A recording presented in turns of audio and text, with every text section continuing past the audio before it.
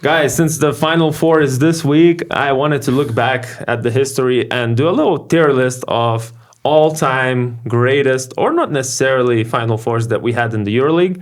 We'll go only the modern EuroLeague days, and we'll go from the latest one, three most recent ones, and then I just picked some not random, but some that are from the past. So We'll start with the 2024 Berlin Final Four. We were all there in person. What do you guys think? What's your Mine is A. Mine is tier A. Mm-hmm. I think a great final, some really great moments, but I thought the semifinals could be more interesting. I agree. Semifinals weren't really there, but I would say Panathinaikos' turnaround from not being convincing in the Maccabi series and then coming in against Real Madrid in the final, where Real Madrid, we thought it was a clear favorite. NBA team. I remember those. Yeah, we made the video about that. And then they shock everyone, including themselves, to win it. I feel like also the fact what kind of players we're playing, it's a high-level basketball players. I would also put it A. So if you agree, I agree. We can drag it in there and put it in A tier. Okay, next up we got the 2023 one in Kaunas. So we also were all there. In general, I remember my feelings about that Final Four was, this is shit. This was my feeling. Of course, I had mixed feelings. This was about the semifinals I'm talking about. Okay. When it came to the final, of course, it's iconic what happened there. Sergio Llull. To me, if a EuroLeague final, which is a single elimination game, is decided by a game winner, a clutch shot, it definitely automatically goes into S tier. Because, come on, like the whole season depends on one shot, and there were so many lead changes, and Olympiacos were leading that final. You have to remember that. Let me tell you why. Because it drew the energy out of the arena. The thing was, Olympiacos fans were literally making the Final Four interesting because they were there. A single fan base that made the real EuroLeague atmosphere. Real, and Monaco was the other three teams. So that's why I'm saying when Olympiacos lost, it was like this, like your arms dropped. So that's why I would put A tier for the game winner, but not higher than that. Semis were interesting. I loved the general vibes in Kaunas. I think it was a great basketball festival. You can call it this way. But just to make a full package to make it to S tier, it lacked something. So I'm also good with A. Okay, then the 2022 one, the very first Final Four for me in person in Belgrade. The one that I got stuck in the elevator, but at the same time, some teams got stuck when they received a game winner.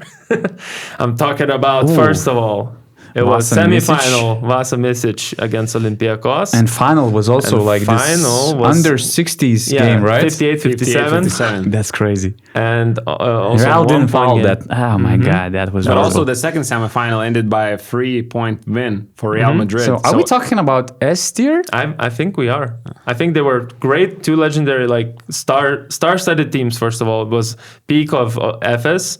Olympiacos was with Vezenkov. Real Madrid. It was MVP Vezenkov?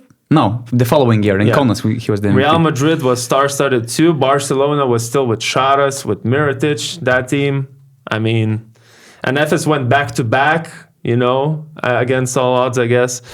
Not necessarily, but they were third. They won that from the third position in the standing. So for me, this is S tier. The drama, everything.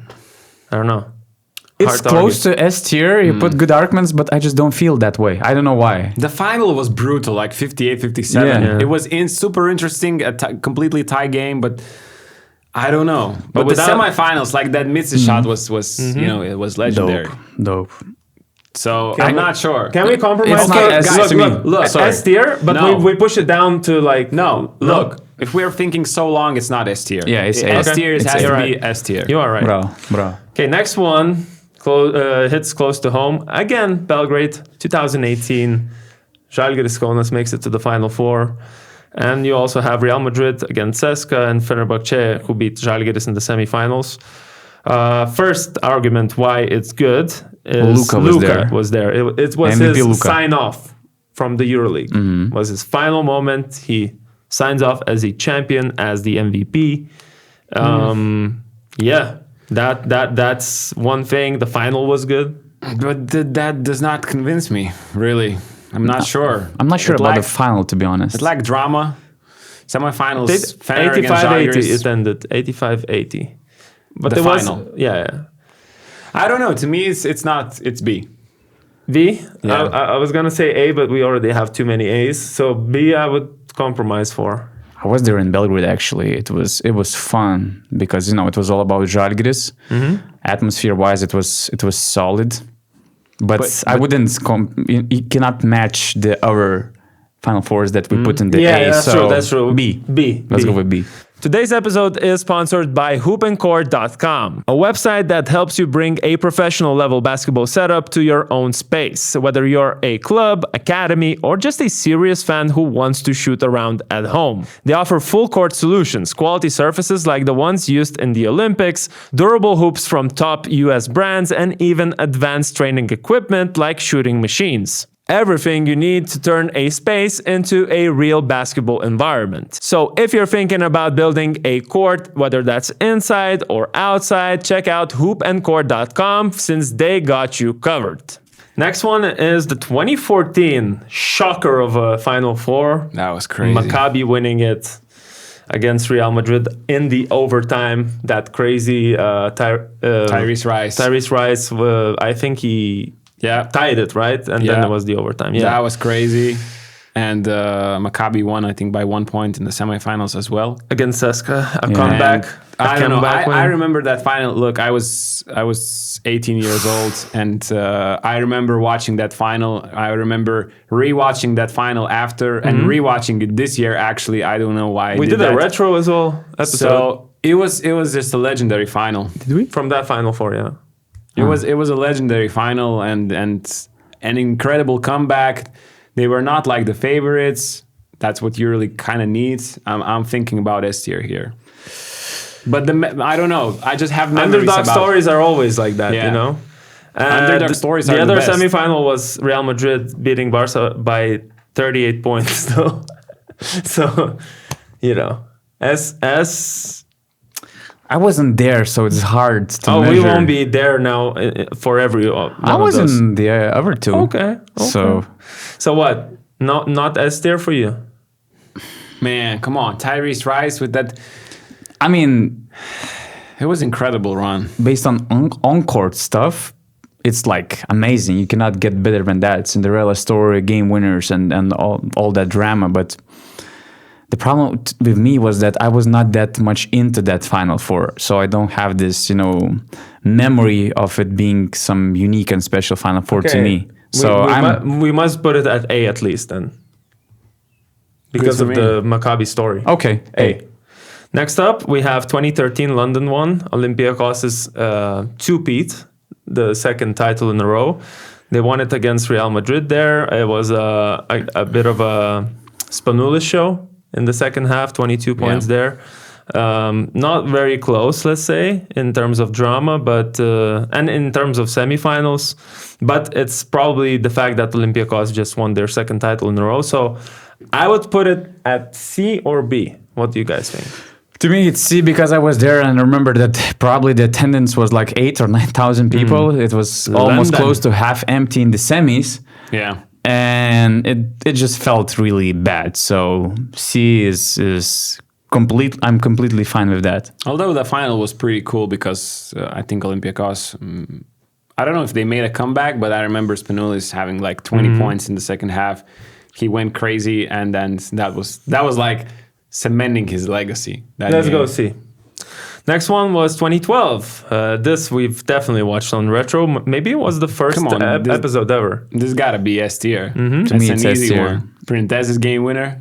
This Comeback. defines history of the EuroLeague. I Yeah. think. Yeah. Right. And the That's what- semifinals were decided by 1 and 4 points. So, Yeah. and the final by 1, missing 2 free throws, and then the game winner. Come on, this Top level. Easy. It was post NBA lockout season, so we had some NBA talent Oh, over yeah. there. Kirilenko Right. was playing for Kirilenko, CSKA. yeah. Right. Some other guys, so it was Let's put huge. S tier. First S tier, guys. But we'll then see. Maybe we'll have a better S tier. Put it above it.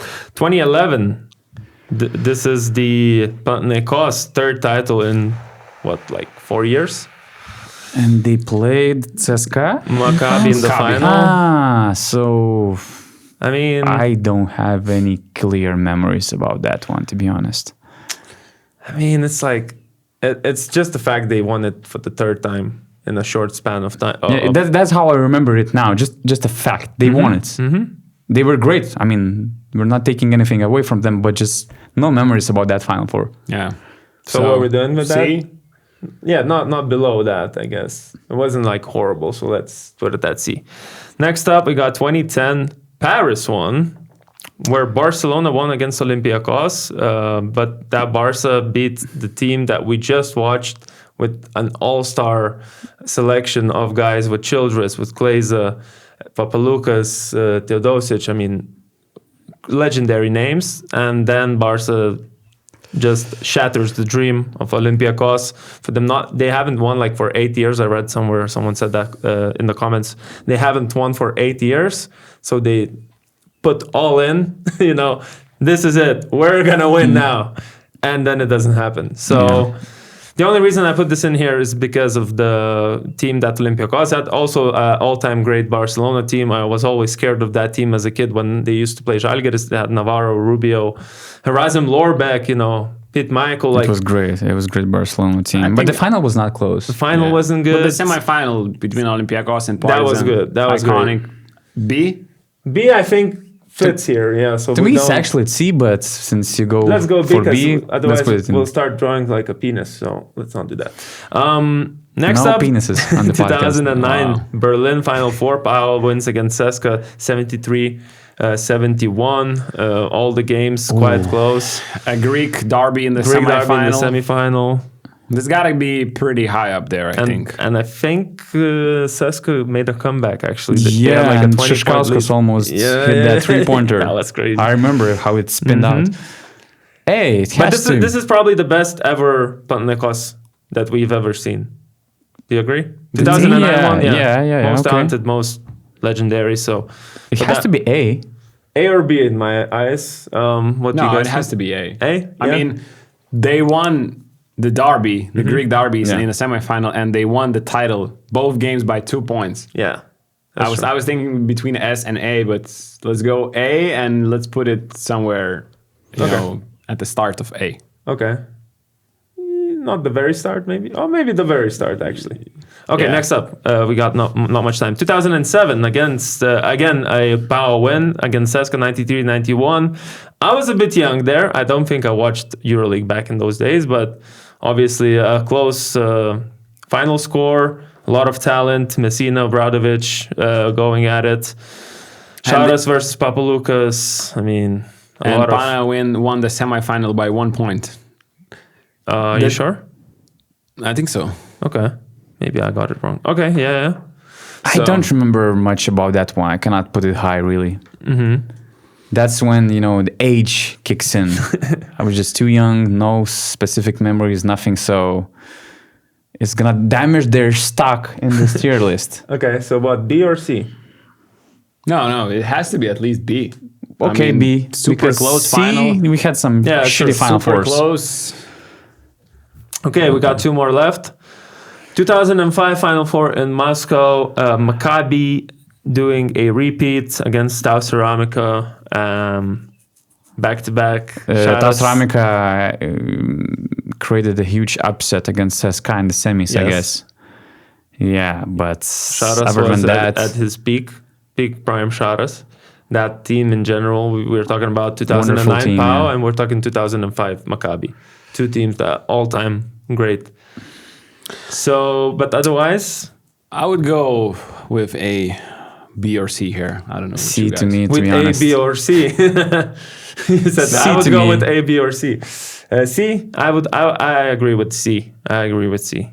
That's fine with me. 2004, you said? 2004 is the last one. Blowout in the final. Maccabi, scored 118. But it was in Tel Aviv. It was a special Maccabi team that we all remember really well. Like The atmosphere was wild. But for neutral fans, just a bit of an unwatchable final, you know? Probably. 40-point blowout. But just the home team winning in their own, I we think left it's F B. there. I think we left F for something. No, come on. We cannot They put that wanted in F tier. EuroLeague at home. That's like the dream. One of the most dominant teams that we ever had in the EuroLeague. One of the most fun teams to watch too. This has to be B at least. To be fair, I was 7 years old, so what am I talking about? You guys decide. Okay. To me, it's actually C. I don't know, man. Because except from that, we don't remember anything about that Final Four. I watched that game a couple of times. There was nothing to watch, I guess.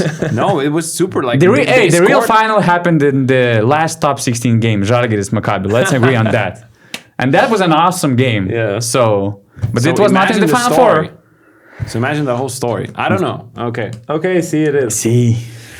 That's our tier list. Where are they going to put Abu Dhabi after this weekend? Oh, Gitas? that's a good What do you question. think? F. That's why we left an empty spot there. Wow. But guys, let us know, do you agree with this tier list? Where would you put these Final Fours? And as always, don't forget to check out shop.basketnews.com for some great merch. And also subscribe for more content just like this.